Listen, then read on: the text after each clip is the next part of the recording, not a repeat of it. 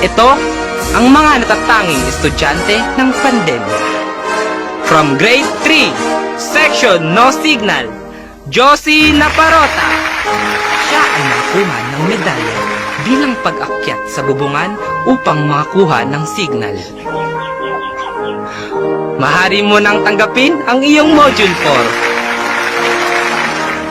4. From Grade 4, Section Stress, Joeline Peñaflor. Siya ay nakatanggap ng medalya bilang pagsagot ng mga modules ng kanyang mga anak. Maaari mo nang kunin ang iyong Module Week 2.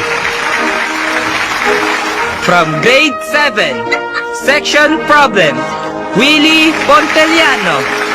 Siya ay nakakuha ng medalya bilang isang magaling na estudyante na nakapagpasa ng mga modules ng kanyang anak. Maaari mo nang tanggapin ang iyong module.